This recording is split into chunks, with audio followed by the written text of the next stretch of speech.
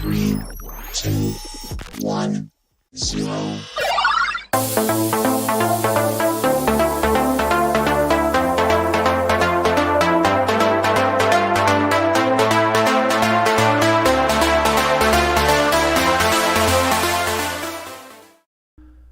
Folks, it's 7 o'clock in the PM, and that means it's time for Monday Night Nerd. Hope you all are having a great night. Thank you so much for tuning in, whether you are LIVE live or you are watching this in the future. My name is Myers, Corp Cosplay. Thank you all for tuning in. This is my show. This is my podcast. We're on episode 89. 89 episodes of Monday Night Nerd. I'm so glad you guys could be here. Tonight we're going to talk about ECW. I'm a giant wrestling fan. We're going to talk about ECW because it has got such a cult following, and I don't know, was it as good as we'd hoped? I don't know. We're going to talk about that. Thank you all for in chat. Lark Bark, ECW, ECW. Crystal, how you doing? Lark Bark, glad to have you back. Tara, good to have you here as well. Folks, let's jump into a little bit of news before we kick things off.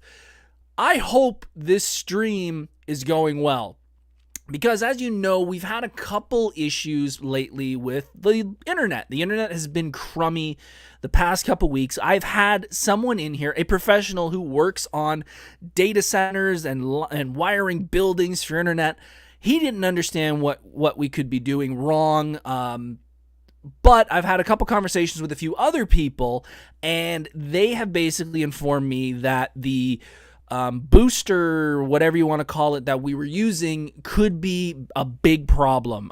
It may look like it's boosting the signal, but it may actually be a crummier signal. So I called our internet provider. We did a couple tests, and he said the modem you're using right now is actually not the best modem you can get. Let us send you out a new one. So the modem we were running with before was about yay big. The modem we are now using now is about yay big and about yay wide. And that's going through our router and shooting up here. So we are not using the booster. This is just straight off the line. I hope it's coming in well. And if it isn't, we are honestly going to go with a different provider. There's nothing else we can do besides go with a different provider. We've looked at the costs for other providers. We're not with one of the major companies. We're with a smaller company. And when it comes to cost, we actually have one of the crummiest plans when it comes to download upload for what we're getting. We don't want to go with, Bell and Rogers because of, what everyone else has problems with Bell and Rogers. But it's coming to the point where we're just kind of tired of this happening. I talked to my wife, and she's having issues too when it comes to connectivity, and she's literally 15 feet from the router. So we may be switching depending on how tonight goes. When it comes to numbers, if anybody understands, we're paying, I'm not going to say the price, but we're paying around $50. I'm not going to say exactly. And that's for 60 download and 10 upload. Rogers is like 160 download, 60 upload. So we could be doing a lot better, but because we've been with this company forever, we're giving them the benefit of the doubt, and we'll see what happens. I don't want to give my money to the big corporations if I can, but it comes to a point where I got to care about my podcast and stuff like that, and my wife's work, and I work from home sometimes. So we'll see. We'll see what happens. But as of right now, I think everything's going good. I haven't seen anybody in chat saying, oh my God, I can't hear you or anything. So fingers crossed. Crystal, I know you said I knew it. I know you did. I know. Anyways, let's talk about other things that happened over the weekend. Folks, it was a busy weekend. I went to a comedy show. My wife and I got tickets to Taylor Tomlinson. And if you don't know, or Taylor Tomlinson, if you don't know who Taylor Tomlinson, she got big on TikTok and on YouTube. She's the host of the After Night Show, I believe it's called. Taylor Tomlinson. I should have this because, I'm a freaking professional.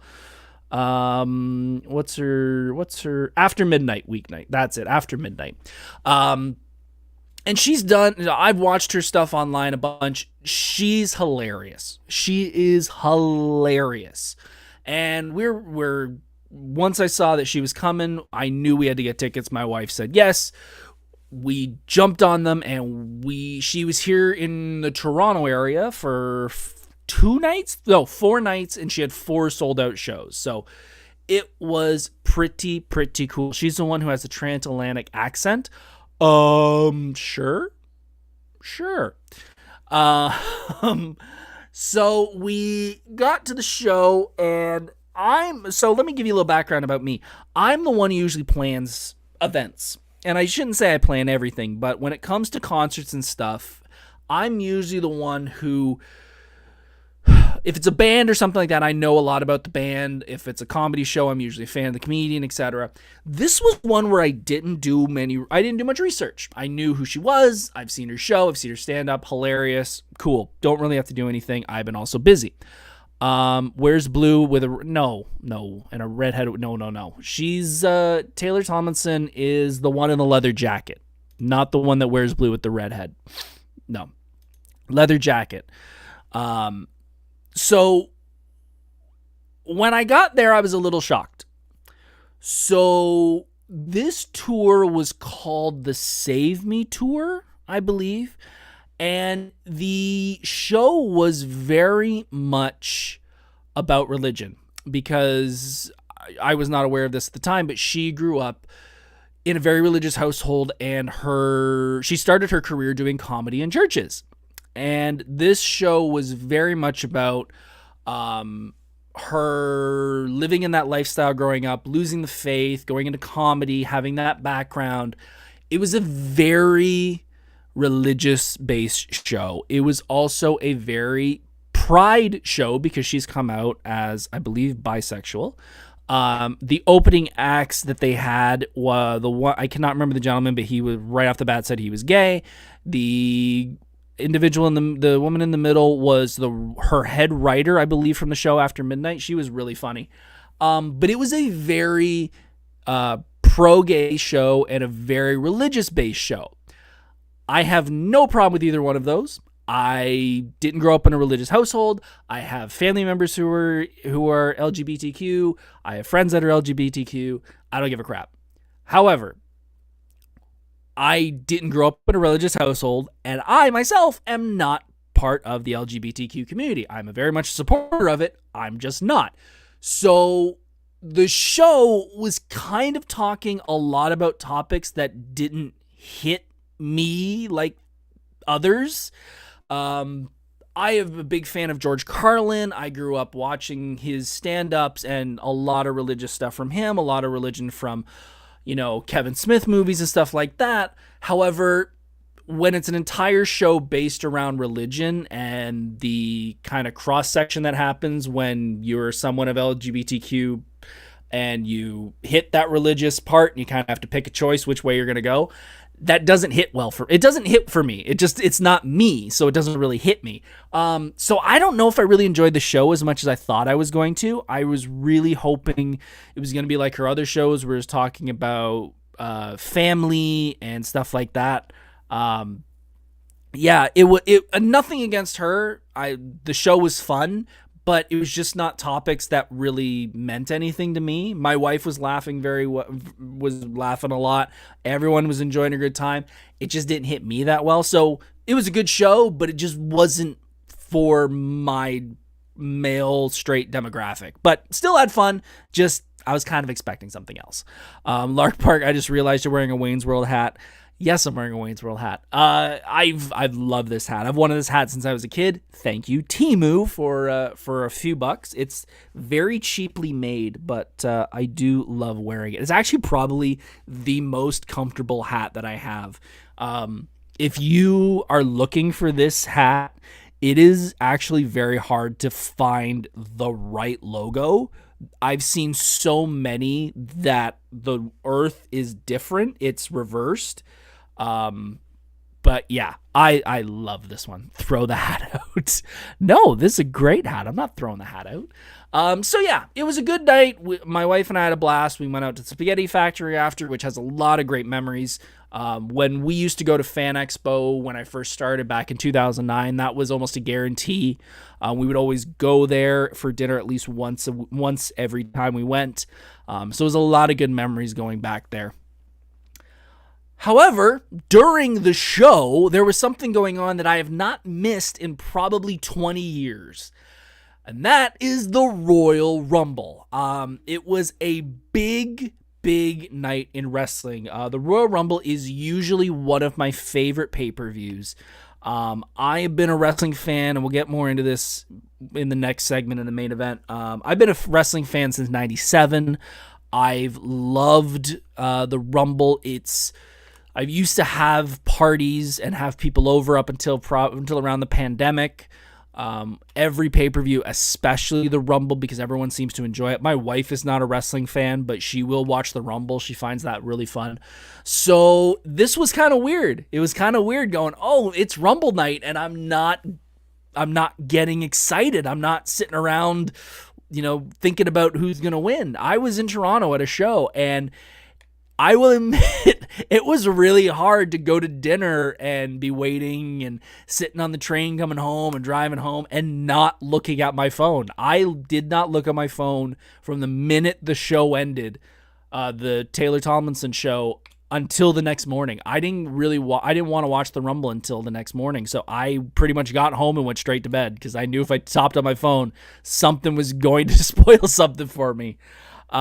So I ended up watching it Sunday morning. First thing, had breakfast, and it was actually kind of nice because I got to fast forward through some boring commercials. But let's quickly run through some things that were really cool. There wasn't many matches, thankfully, so we don't have to take forever. Women's Royal Rumble kicked things off. Big things to note. Lash Legend from NXT. I'd never seen her before. I don't watch all the shows regularly, but Lash Legend really stood out for me. I think she's going to do very well. She's a former WNBA player, now in wrestling, and she looks amazing in the ring. She's huge. She's going to just tower over all the other females, which I think is going to look really cool on camera. Jordan Grace, TNA Impact's Jordan Grace, showing up, to say the least. If you don't know who Jordan Grace is, go check her out. She is going to dominate the women's division in the next few years. I've known about her for a few years thanks to my watching little bits of Impact, and it is so good to see her on the main stage showing off. Canada's own Trish Stratus making a guest appearance, which was really cool to see her come out. Knew she wasn't going to win, but it was really cool to see her. I know she's going to be at Nickel City, so it's going to be nice running into her and going, you made a little cameo at the Rumble, which was nice to see. And last but not least, the winner of the match is Charlotte Flair, which I'm sorry, no, shouldn't have been Charlotte. I don't know who it should have been, but Charlotte is one of those people, and if you're in the wrestling thing, you kind of understand it. There are people who need to be in the spotlight, and there's people who don't need to be in the spotlight. Charlotte doesn't need to be in the spotlight. She's kind of got her own. So having her come back and go straight into the main event again, it's just kind of boring to me. That's just my opinion. I think we could have done someone else and have her fight someone else, and it would have been a great double female match. But yeah, I was not happy with her winning. I've never been a big Charlotte fan. She's great, but she's just not my favorite. So kind of disappointing, but whatever. Who do we got here? Ric Flair versus Cranberry Vodka in a Falls Count Anywhere match. Yeah, I think Ric's gotten a bit better. With his age. He's still Dirty Dom has fleas.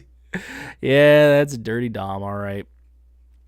Let's see. There was a tag team match between DIY and the tag team champions, the Motor City Machine Guns. I did not watch the match because I honestly didn't care.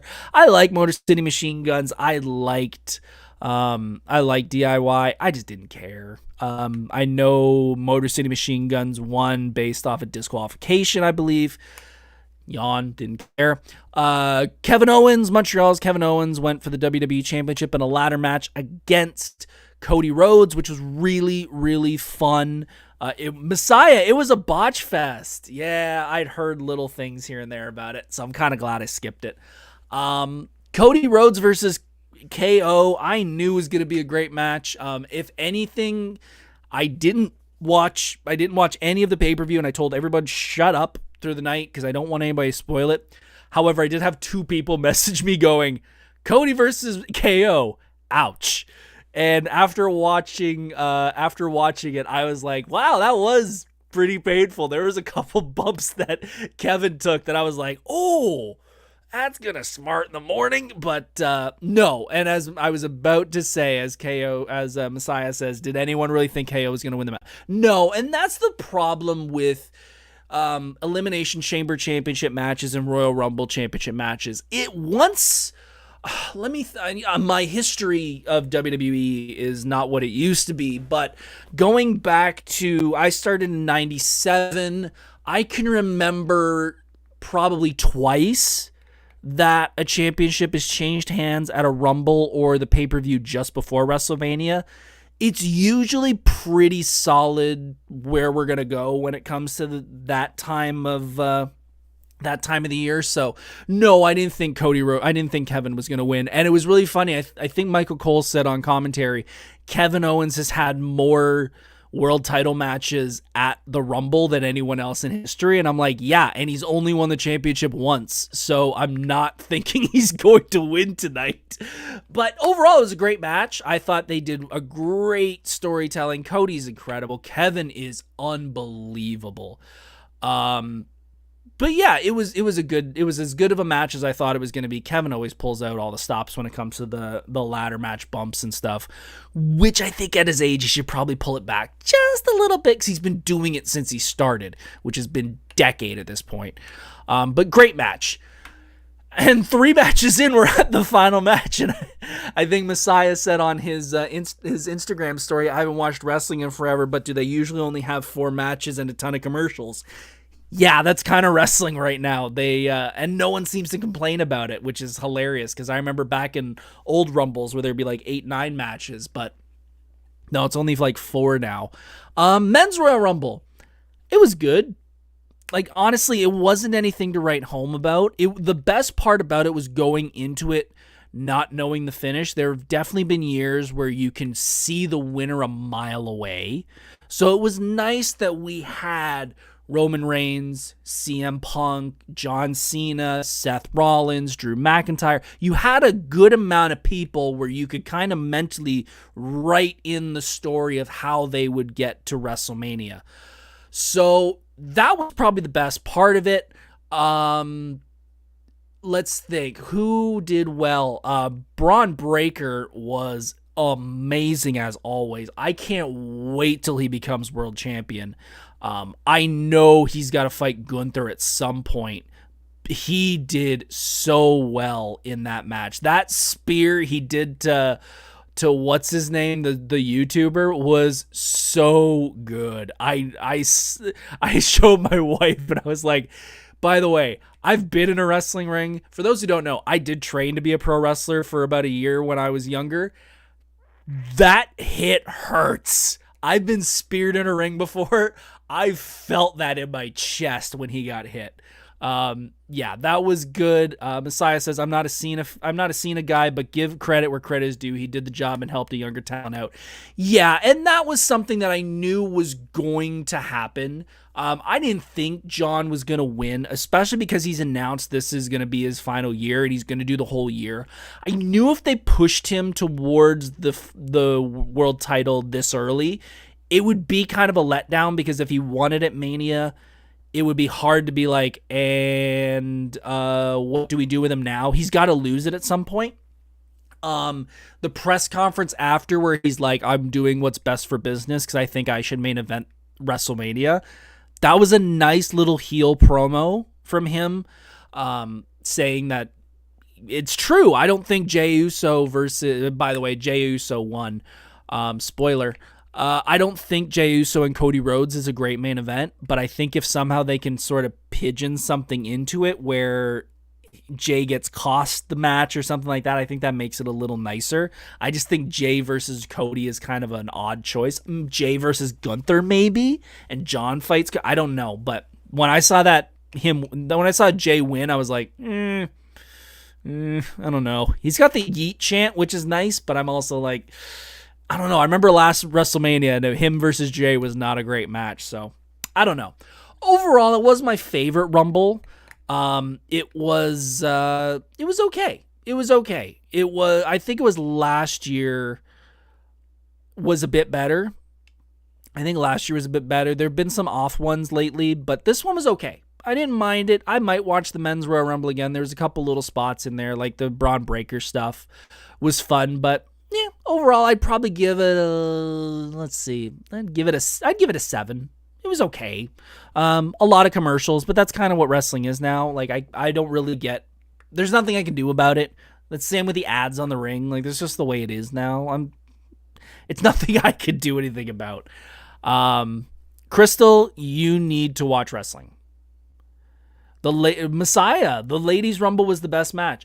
Honestly, it wasn't bad. It wasn't bad. There have been some bad Ladies Rumbles. There have been a couple off ones. This one wasn't too bad. But yeah, it was okay. It was not a bad pay-per-view. Crystal, you should watch wrestling. It's on Netflix. You got it. Everyone's got wrestling now, which is perfect.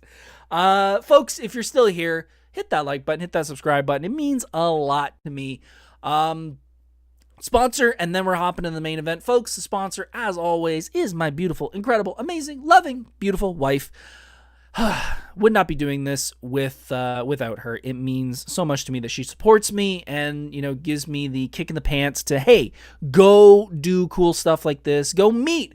If it wasn't for her, I wouldn't have met cool people like Crystal and Messiah and all the rest of you who I hopefully will be meeting in person very, very soon. Messiah, don't do it. Don't do it. Peer pressure, peer pressure, peer pressure. But yeah, seriously, hon, I love you. You'll always be my sponsor. All right, let's jump into the world of ECW. What is ECW for those who don't know, and specifically Crystal, because she doesn't know what ECW is. ECW is Extreme Championship Wrestling. ECW started as a promotion, a local Philadelphia promotion called Eastern Championship Wrestling. It was a normal, everyday promotion that had some amazing wrestling, but not a lot of different than anything else, until the mad genius known as Paul Heyman came in and started running ECW, and he decided he wanted to do something different to stand out from the crowd. And what he did was he brought Extreme into ECW and turned it into Extreme Championship Wrestling. What is Extreme Championship Wrestling? Well, Extreme Championship Wrestling meant there was a lot of adult storylines. There was a lot of hardcore wrestling with weapons and blood and crazy dives off balconies. And it gained a lot of underground popularity. It was something that was really big in a time where the wrestling world was very PG. WCW and WWE were pretty PG. WCW was starting to get into the NWO era, but it still wasn't crazy like it is, like ECW was. And they tried their best to go mainstream. After a couple years, they did end up getting on pay-per-view, and they ended up getting a weekly TV show on TNN. And unfortunately, due to many different things, there have been reports out there of Paul Heyman's financial responsibility in it, outside forces like TNN not being the greatest partner when it comes to putting on their show, bringing in WWE around 2000 and then kicking them off the network and not having any money anymore. Overall, after only a couple years, they started in around 95, 96. By 2001, they were closed, and WWE bought them up, and they started the infamous Invasion era in WWE, if you know about that. So, that's kind of the big thing with ECW. ECW was crazy hardcore wrestling with blood and chairs and weapons and barbed wire and fire and all these crazy things.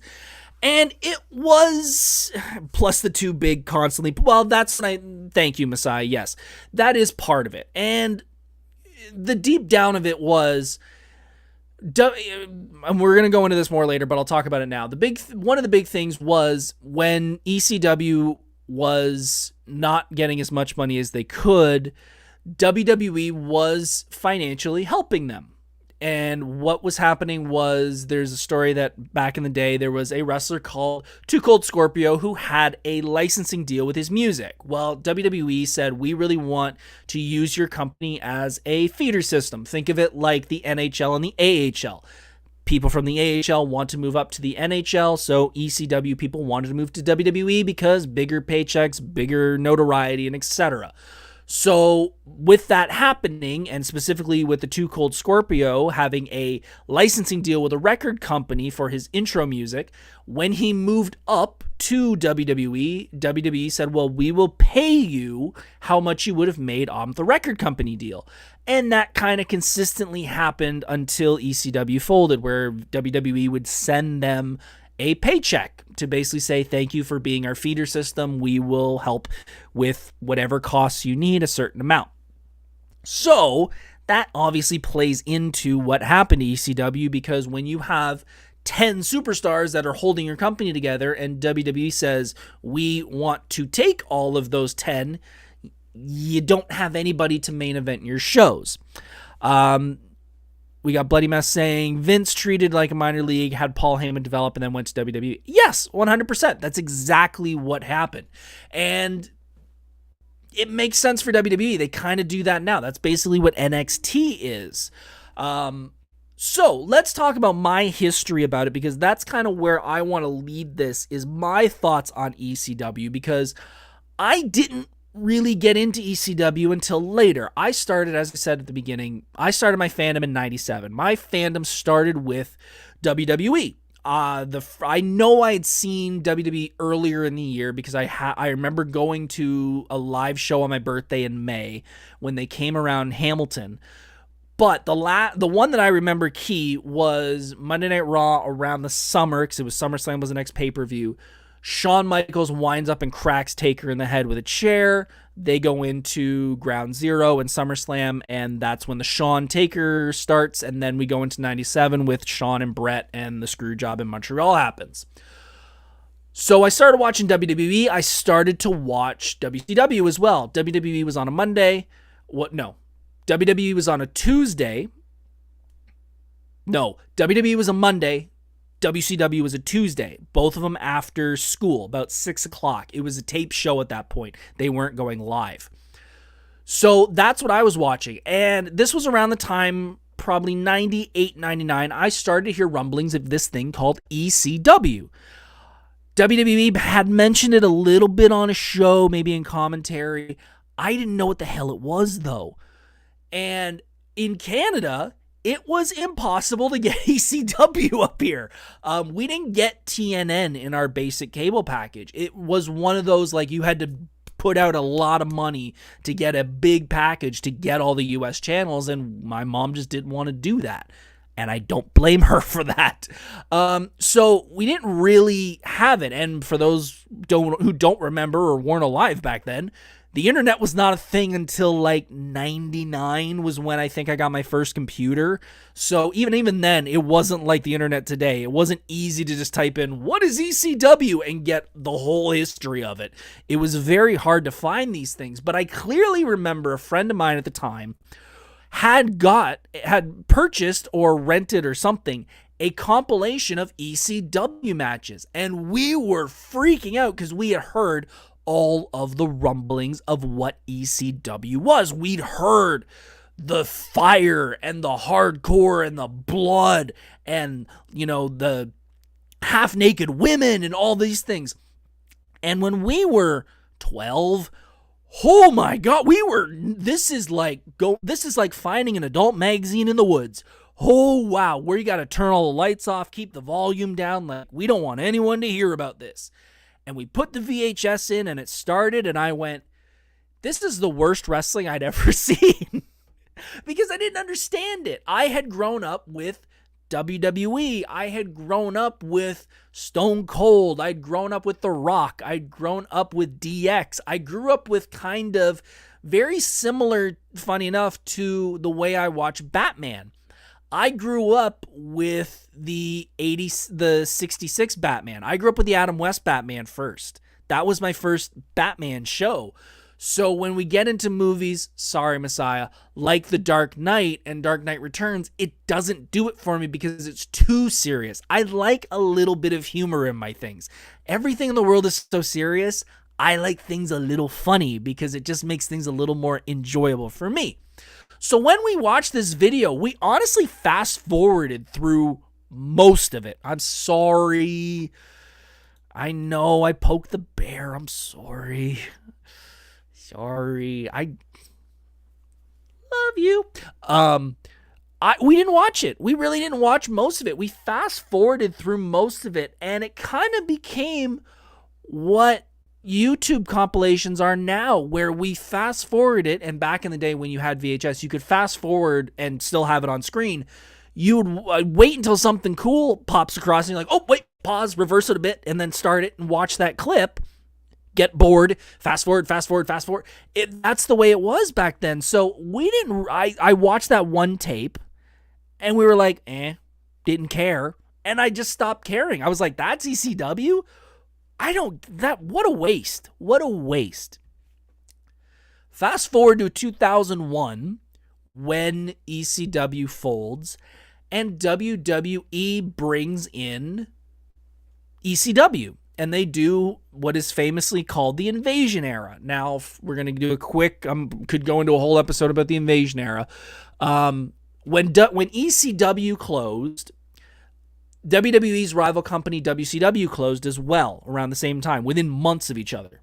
So WWE took both of these companies and basically wrote a storyline that WCW and ECW were going to combine and try and destroy the WWE. The problem was, and most wrestling fans know this, that the main players of WCW that everyone knew and everyone loved, the Goldbergs, the Hogans, Nash, Hall, Luger, Giant, well, not Giant at the time, but all the main stars, they had contracts that WWE didn't want to pay. They bought the license for them, but they said, we don't want to buy these contracts because they cost too much. So the people that were invading WWE were kind of like the B Squad. So the invasion didn't really do anything. However, it introduced me to more ECW stuff. I was exposed to what would become my favorite wrestler, Rob Van Dam. I got exposed to Tommy Dreamer. I got exposed to Lance Storm. I got exposed to Rhino and Tajiri and all those great wrestlers. And then I was like, oh, that's what ECW was? Oh. More stuff about ECW. Still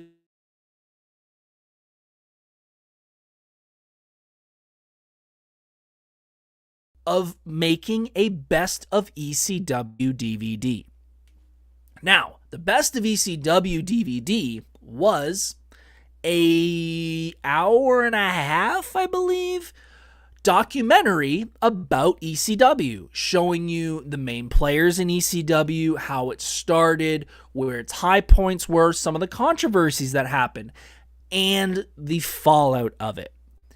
And when I say this was a big DVD for everybody, this is a big DVD for everybody. I'm a hardcore wrestling fan at the time. I'm a big wrestling fan now. I was a hardcore wrestling fan. I watched everything. I had people over every Monday night to watch Raw.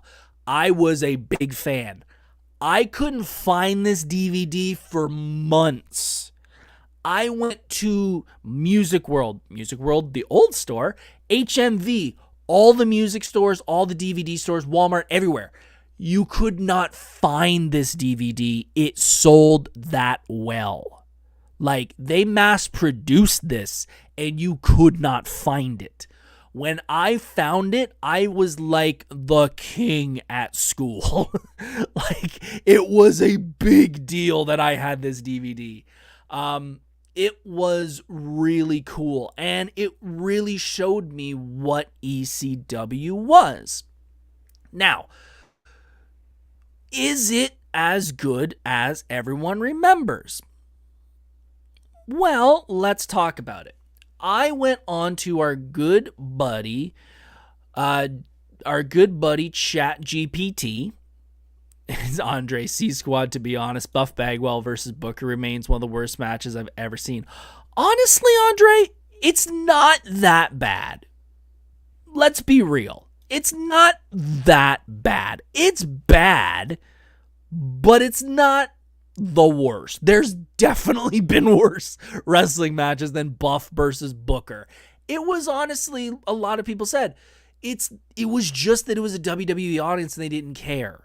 It's not that it was a bad match. It's just you randomly... So for those who don't know what we're talking about, when WWE first bought WCW, before they wrote this whole invasion thing, they wanted to just make another show and have WCW on it. And to test the waters, at the end of a WWE show one week, they had a WCW match where they brought in their own WCW commentators, 2 WCW wrestlers, Buff Bagwell and Booker T, WCW referee, and everything.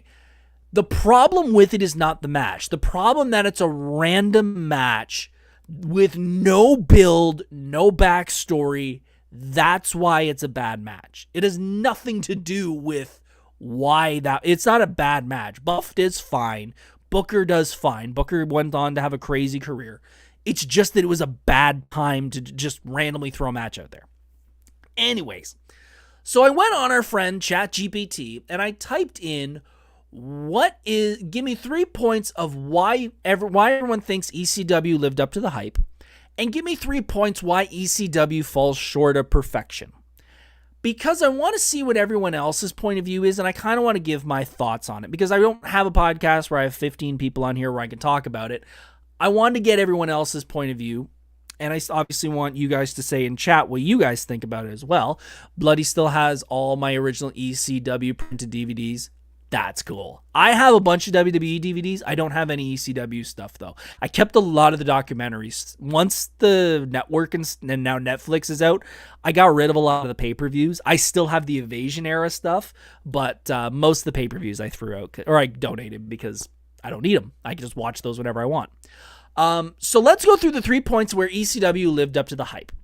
The first point they say is revolutionary storytelling. ECW pushed the boundaries of what wrestling storytelling could be. They focused on edgier, more mature themes and developed characters that felt real and relatable, even if they were extreme. This approach resonated with a generation of fans who were tired of the more cartoonish storylines of the bigger promotions. I completely agree with that. The storylines that they were doing in ECW were very adult. There was a famous one where there were 2 characters, Tommy Dreamer and Raven. They had a hell of a rivalry.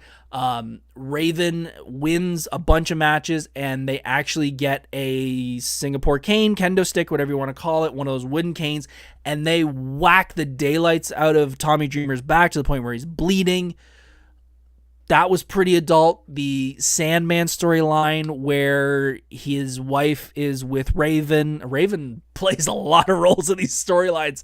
Was really crazy to have, Sandman's son, like actual legit son, come out and say, "I don't love you, Dad. I worship Raven." Like, that was kind of adult. WWE wasn't doing stuff like that.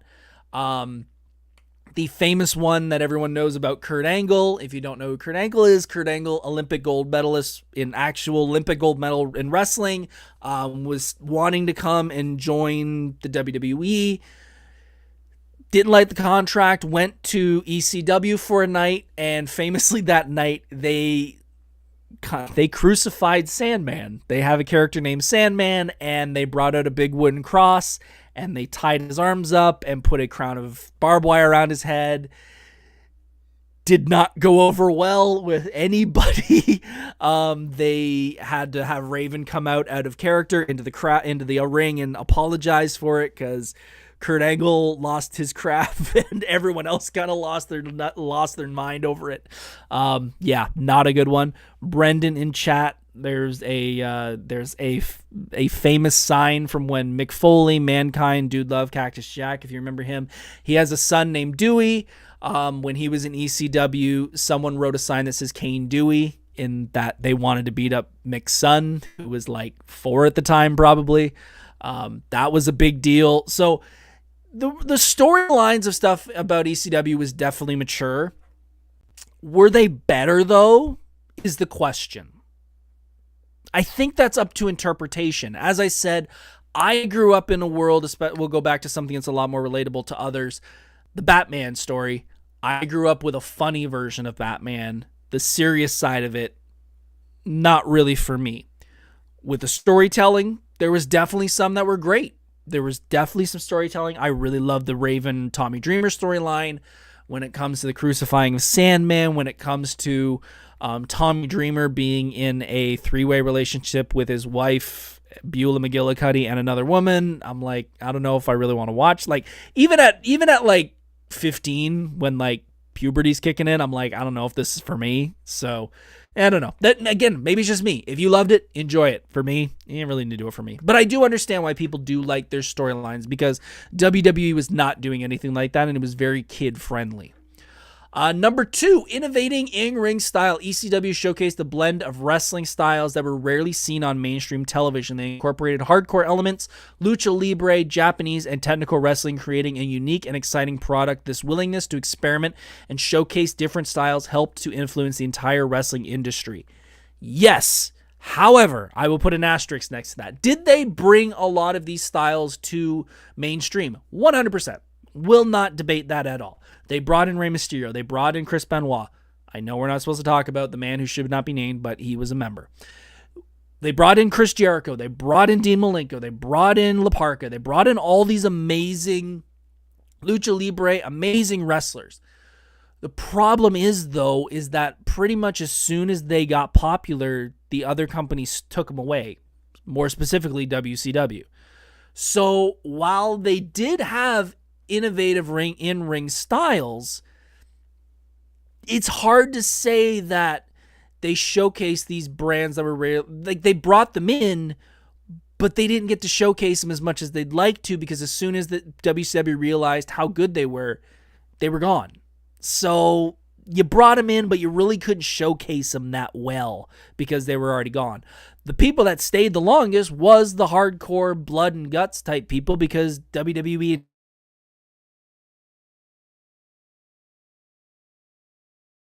era kicked in, and then they just kind of stole their ideas and did them themselves.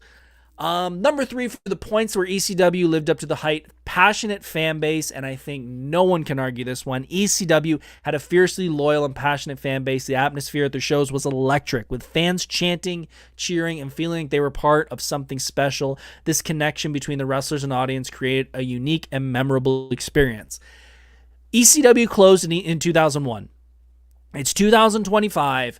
And if any main member of that roster, whether it was Tommy Dreamer, Sandman, RVD, anybody, RVD was at the Bloody Rumble on the weekend, and as soon as he popped up, people were chanting ECW.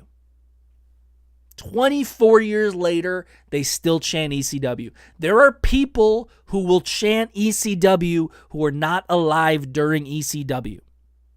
That is an impact. That is an impact on the wrestling culture. There's no one that's chanting WWE. There's no one chanting WCW. There's a few people chanting TNA. But most of them were ECW. So I will give them that. They had a passionate fan base. If you were an ECW fan, you were a fan. It's kind of like Slayer. There's no one that's like, I like Slayer for like a summer. It's either I either don't like Slayer or you're carving Slayer into your forearm. That's what ECW fans were like, and I completely get it. When WWE brought ECW back, for those who aren't wrestling fans, let me explain a bit. If you are a wrestling fan, you know exactly what I'm going to talk about. When they brought ECW back, they finally did an ECW pay-per-view. And the ECW pay-per-view went really well. Everyone loved it. So they decided, let's do a second. And the second one was main event, Rob Van Dam, who had never won a world championship in his life, versus John Cena, the WWE champion, in an ECW, or in the ECW arena, also known as the Hammerstein Ballroom in New York City. There is a famous sign that is hung from the rafter, well, not from the rafters, but from one of the high points in the audience, that says, if Cena wins, we riot. there was a good chance that if that happened, that would have happened. There would have been a riot because that fan base is that hardcore into the product. Even though they're smart wrestling fans, I will never say that ECW fans are idiots, but it would have probably happened because that was a hostile crowd for John. And I give John all the credit in the world for putting up with that because, man, that's a scary situation if you're walking in going, well, I might get my butt kicked by a whole bunch of people in the middle of the ring. But yeah, so the dedicated fan base, 100%, can't ignore that. Now, 3 points where ECW fails short of perfection. Inconsistent production. ECW's production values were often very low, especially in those early days. The audio and video quality could be subpar, and the camera work sometimes missed key moments. While this added to the underground feel, it could be a distraction for viewers. As I said at the beginning, when we watched the VHS back when I first saw it, that was probably the thing that threw me off the most, was that the audio was crap on it. And it wasn't because it was like a bootleg. It was an official ECW release. I believe it's the best of with RVD on the cover. I used to have it. I found it later. But yes, the quality is subpar on a lot of the video. And that is, part of that is the underground feel. And to compare it to Comic-Con, because I've talked about this a bunch on the podcast, I love going to Anime North because it does have an underground feel. I feel like Fan Expo has become such a corporate, shiny convention, which is great. That means a lot of big stars are going to show up. You're going to have a giant fan base. You're going to have tons of people showing up. However, I kind of like that grittiness a bit. It kind of makes it feel a little more real, if you know what I mean. And I feel like that is a positive for ECW, but it kind of runs the point of like, I don't know. I feel like it's a big detriment to them personally, especially because I grew up with WWE and WCW. So, yeah, I see why people aren't a big fan of that. Number 2, over-reliance on gimmicks. While ECW's hardcore style was a major draw, it sometimes overshadowed the wrestling itself. Some matches relied too heavily on shock value and violent spots, which could feel gratuitous and detract from the overall quality of the show. I second that completely, because even today there are indie promotions like GCW and other, that style of wrestling, and all the stuff that gets shown about them is the hardcore bloody versions of them, which to the average person is a problem, especially when it comes to getting major publicity. I feel like that is something that was a big detriment to ECW. While it put them on the map, and I think it's been documented by a lot of people, it doesn't help you when it comes to getting on a mainstream map and getting sponsors and having to deal with, the chance of families running into this. Because let's be honest, average people are exactly that. Average. They're not hardcore wrestling fans. They're not going online and watching, knowing that ECW is extreme and hardcore. They just see wrestling, and they might go to a pay-per-view or a show, and there might be adult language. There might be blood. There might be hardcore stuff.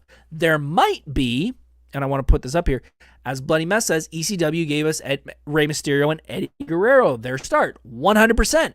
And that is something that's a positive. But their shit gets overshadowed by New Jack and Balls Mahoney and the Dudleys and stuff like that, where it became a spectacle when it came to the hardcore stuff. And you had these amazing wrestlers that I wonder if WCW didn't grab Ray, Eddie, Dean, Chris, etc., would they have stayed, and would they have been featured as much as they say they were?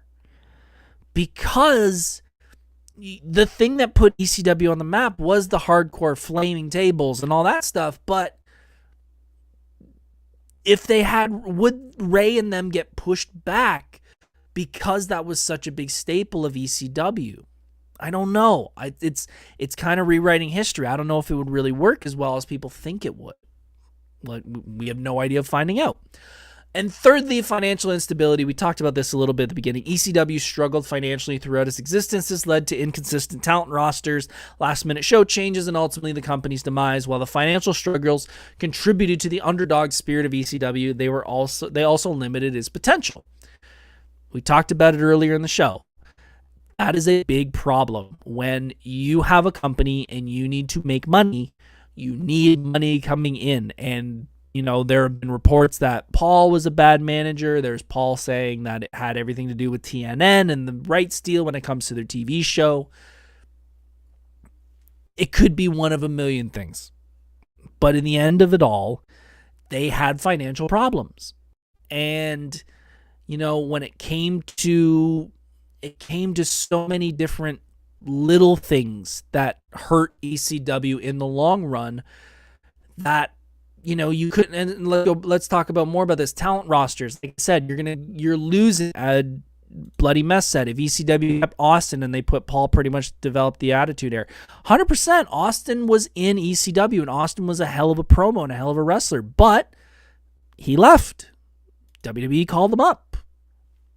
Sorry, like, he's gone. Okay, so now we lose Austin. Then we lose all your big wrestlers of not Paul Heyman. You lose Jericho, you lose Benoit, you lose all these amazing wrestlers. And then closer to the end, you lose the Dudleys, you lose Taz, you lose, you know, left, right, and center. You're losing big guys. So what do we do? What do you do if you're wanting to watch ECW? By that last pay-per-view, it was RVD and Jerry Lynn and Rhino. Like, that was the main event, which is a great main event, but you're not selling out, you know, Madison Square Garden with that. So, last-minute show changes and ultimately the company's demise. So, my thoughts on ECW. I appreciate it for what it was. You know, I'm not the demographic they were looking for at the time. I was a WWE fan. I was a WCW fan.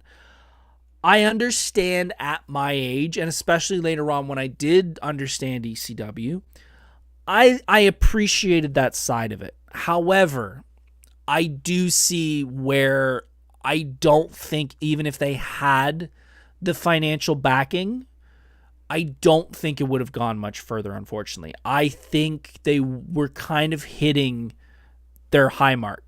And I think if they did stay, even if, you know, say we had, you know, a Tony Khan like we have in AEW, if we had someone who had unlimited financial funds and was just pumping money into it, I just don't know if they would have gone anywhere with it, because WWE at that point had started to take the ideas of ECW, the not crazy stuff, but the little bit of the stuff they could pull off, you know, the tables matches and stuff like that, and they were doing it their own version, and they were, you know, selling out arenas left, right, and center with the Hardy Boys and Edge and Christian and all them.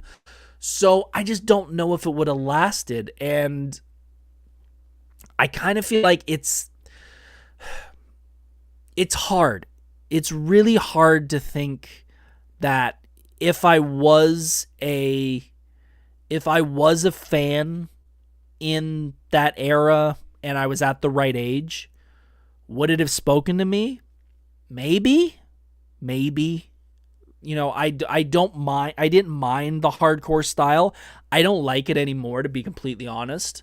I remember going to an indie show in the area, and no, I didn't go to it. I had gone, so let me take that back. There was a promotion in the area called Alpha One Wrestling, if anyone knows of it. I used to go all the time. That was a similar group to the group I trained with when I trained to be a wrestler, so I kind of knew them. I ended up not going to a couple shows, and one of the shows they had it wasn't a first blood match, but it was something like that. And a friend of mine went, and they said it was a bloodbath.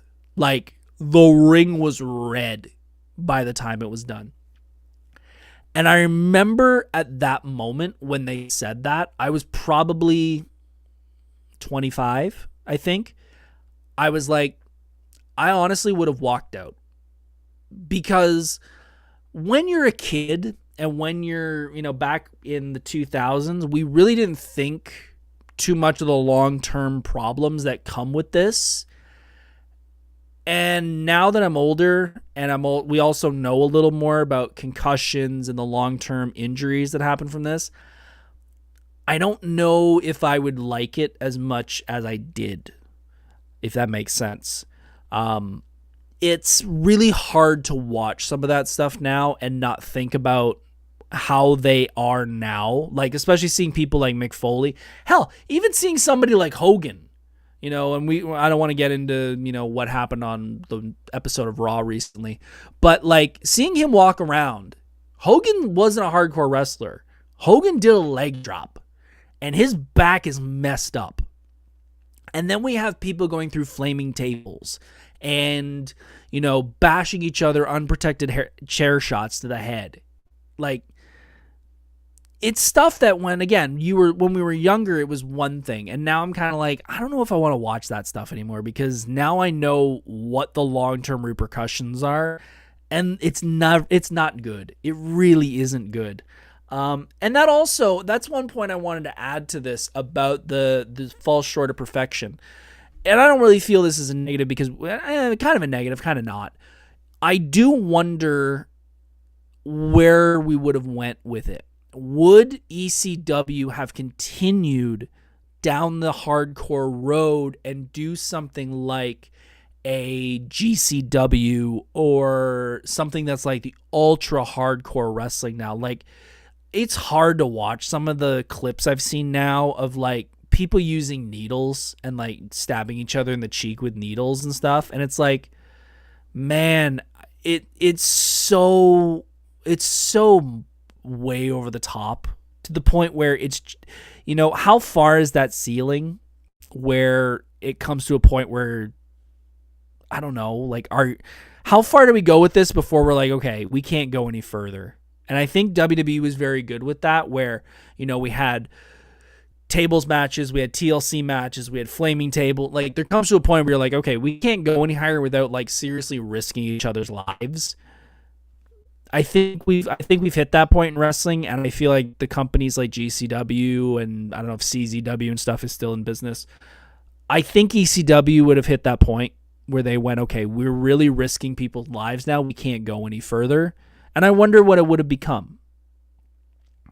I don't know. I think it would have went more the wrestling style that they started with the Dean Malenkos and such. But yeah, ECW is an odd choice. My buddy owns a promotion. He's an ex-CZW wrestler called H2O Wrestling. Interesting. Yeah, I can't watch any of the CZW stuff. It's just too much. Like, it's just I'm at that age now where, like, guys, the amount of abuse you guys are putting yourselves through for not much money. Like, and this is actually perfect that we're talking about this. If you guys watched Raw recently, the JD McDonough incident.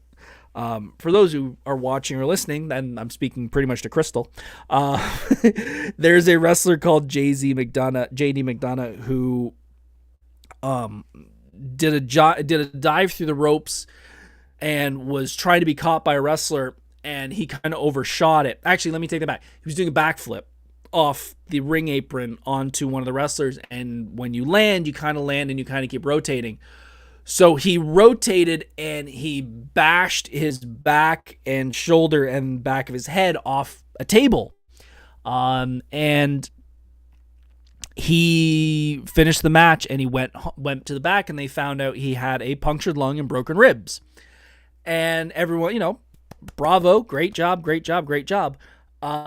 But I think that's all that was a backflip off the ropes, and he got a punctured lung and a broken rib.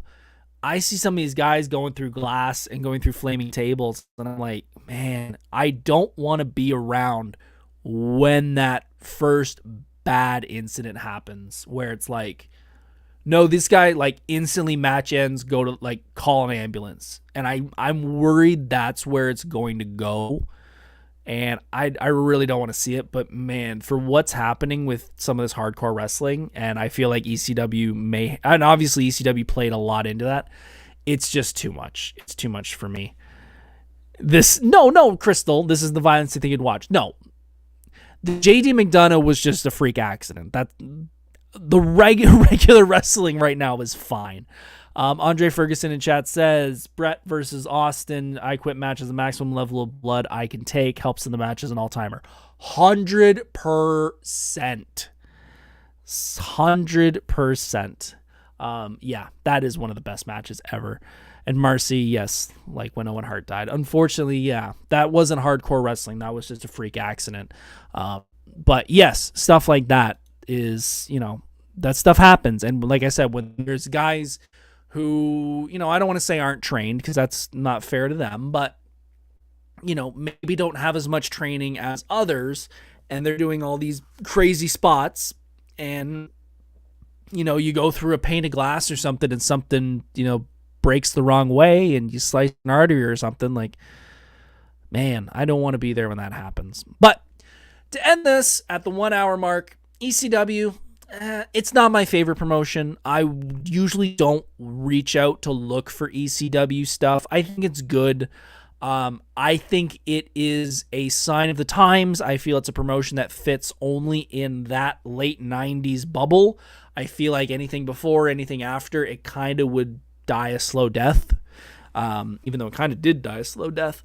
But yeah, I think it's a great sign of the times. I think it fits in that angsty world of the late 90s teen 20-year-old 18 to 25-year-old fan, and it works, but it's just not for me.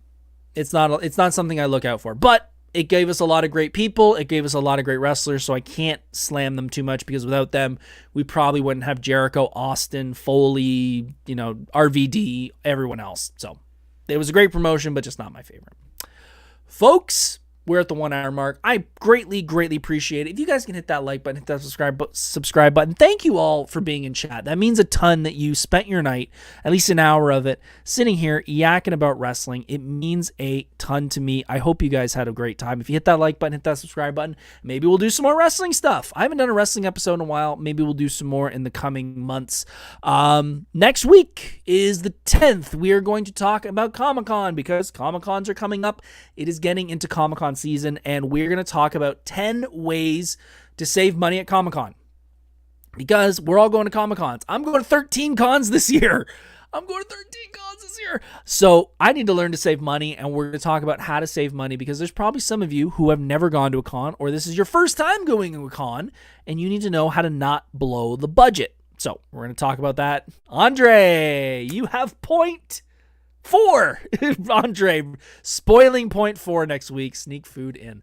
After that, the 17th, that is a holiday. Usually I don't do a show on holidays, but this one is one we do every year, and that is because it is my anniversary show. It is my second year. This will be 2-year anniversary of doing the podcast, and that will be episode 91. I'm going through, I have the next bunch planned out, so we should be good for the next, we're going good to about May, I think. And then I'll give up and I'll throw the towel. But yeah, next week we're going to be talking about how to save at Comic-Con. Then we're going to talk about 2-year anniversary. That episode, we're just going to kick back and relax. Hopefully some of you will join. We can have a quick conversation. I really don't have anything to talk about. More just about the podcast and, what I'm thinking I'm going to go in the future, topics we can talk about, and a whole bunch more. Thank you all so much for joining. I hope you had a great night. I'm going to take off. I hope you had fun. Take care. Have a safe week. Have a fun week. Hopefully the weather is doing well there. It's a little cool here, but we're Canadians. It's winter. It happens. I love you all. I'll see you very soon. Take care. See you soon, guys. Hey, thanks for watching Monday Night Nerd. If you enjoyed this content, please hit the subscribe button, like this content, and follow on social media for even more nerdy fun. See you soon.